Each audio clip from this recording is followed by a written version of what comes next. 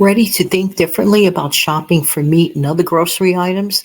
Let's talk about this and more in order to save important money that we all can use.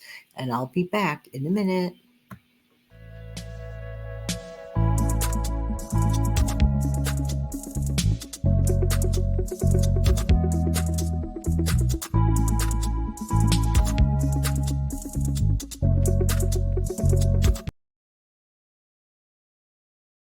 Good morning, good morning. This is Jan from New York City. Channel name is Jan from New York City Saves Money. I truly love, love, love helping people like yourself and myself too keep some more of our own what? Hard earned money. Never, ever, ever forget those three words. Hard earned money. There you go. Hey, how you doing today? Hope that this audio video, as always, finds everybody doing well and start your day off right with a good tip. Now, last week, very, very briefly, it was like even less than a minute and a half. I did a no frills video last week talking about a very important grocery savings when it comes to shopping for meat. I said, today I want to expound upon it more because honestly, that was a great 2-second thought for the day of that day. But I want to talk about this more. And also, in case you happen to have missed that very, very tiny no frills video, it was last Wednesday's no frills video, just in case you want to look that little video up. So I'm going to repeat myself about this, okay?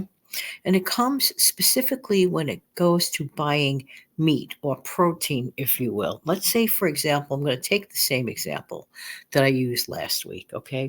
Let's say that you want to have chicken on your menu and you want to plan your menu around the sales. Both very, very smart decisions. Let me tell you, they really, really are. Okay, because in general, you could get chicken a lot cheaper than you could get, let's say, beef, for example. Just saying, just saying. All right, in general in life. But let's talk about the chicken. So you might have intentions of buying 4 packs of chicken that week, but your budget, your wallet says, If you are on an extremely tight budget, even getting 4 packs of chicken may be a bit much. So we have to swap out the mentality. Let's pretend we're looking at a blackboard, and in our mind's eye, on this blackboard, written in chalk, it said 4 packs of chicken. Well, you're going to take your imaginary eraser and you're going to wipe those words off the board. So instead of getting 4 packs of chicken that week, that extreme tight week, okay, extremely tight week, what you might decide to do instead is go for the best possible price of a family pack of chicken. Now, this may be a foreign word to a person, let's say that's a family of one. Okay. Even sometimes families of two don't seem to take advantage of the family pack. But let's replace what we had on the board originally, wipe it off, and write down the word in our mind's eye family pack of chicken. But what are you going to do with that family pack of chicken? Instead of buying 4 separate packs of chicken or protein that week, you can decide to create different meals with that pack, that one large pack, completely differently. For example, it also saves you time, by the way, just for the record. Let's say that split breasts of chicken with the skin on, you got a really fantastic price on them, okay, in the family pack. Let's say that you happen to luck out and there are 4 or 5 of those breasts with the skin on of the chicken. Roast those up at the same time. First night, you're going to have it as is. This is just an example, okay? The second time around, whether it's that week or the following week, you'll take that one breast, okay? You're going to shred it up and perhaps make some sort of a shredded barbecue chicken type thing, put it inside of some sort of a wrap. Make it completely different from what you had in the original state. By doing that action alone, what you are actually doing is making, number one, a completely different meal. So it has a brand new feel to it. You don't feel like, oh, same old thing. If you have it the exact way in the same old state, eventually you might get tired. You know what I mean? It's sort of like when you allude back to Thanksgiving. The first time you have it as the roast with the slices, right? Perhaps by night number 2 or 3, you decide to do something completely different, and it gives it a brand new flair. It sort of brings that wonderful turkey back to life. So here's the main method, because proteins are the highest and usually the most expensive item on our list. And we have to have protein because our bodies rely on protein. But it's all how you approach things, it's all how you look at things. So instead of that very, very tight week, going to the grocery store and buying the 4 packs, unless you get a super duper deal. Don't get me wrong.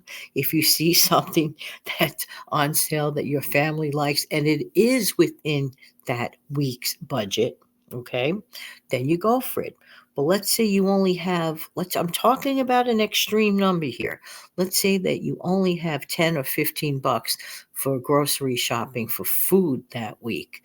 So you can go get the family pack, and if you could get a manager special, don't you just love those bright orange stickers? That's a manager special, and it's a food item that's in your family's liking. I think they are a little bit of a gold mine there. Look around, take that extra minute. You see, here's the thing, have a plan. Let's honestly, I mean, there are so many people that are struggling to make ends meet at this particular time. And there are things people can do. Of course, if they're really, really, really struggling to the point, get over to that food pantry, get over to the food bank. Don't let pride get in the way. Okay. Take all the smart essentials and stock up. I'm just saying, hey, gotta do what you gotta do. Am I right or am I right? Well, when you go to the grocery store on your own, using this method of figuring out ways of getting A, great price protein, B, figuring out different meals completely. It could be a casserole, it could be a soup, it could be a stew. Another thing, fresh vegetable swap outs. Now, let me tell you something. If your family does not use up fresh vegetables in a timely manner, as nice as they are and as good for you as they are, if they go to food waste, that is not such a good thing. Just saying, just saying. In a case like that, you are far better off purchasing flash frozen stuff like that. Okay. And depending on where you live, if you get a decent price of lettuce, great. If you don't get a decent price of lettuce, there are other alternatives to have that fresh feel in a sandwich. Let's say, for example, if you could get fresh spinach on sale, and if this is something you like, you could insert the fresh spinach in your sandwiches or in your wraps. Okay. A lot of people love avocado, they love it. It's good for you, it's healthy.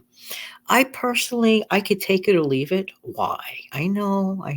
Nobody ever says it. To me, it lacks flavor. So I'm constantly doctoring it up. Okay, what flavor? That's fine. It's good for you. It's for me. I get like, it's okay. I don't jump hoops over it. But if that's something you like and you can get a great price, go for it. Listen, and there is such a thing as working with what you have and don't have. Example, case in point, if you're preparing a recipe and you have 99 or 98% of what is required in the recipe, you're not going to drop everything, run to the grocery store just because you don't have a specific fancy spice. You could let it go at that. You could let it go at that and maybe try swapping it out for some other spice. Hey, who knows? You might find something you really like. So there are ways, and there are ways. We'll talk more about grocery savings as always as we go on and on in the future. Because with the year that's coming up, I say it's better to be smart, it's better to be safe, it's better to cut back, and it's always better to live what within our means. Have a great day, everybody.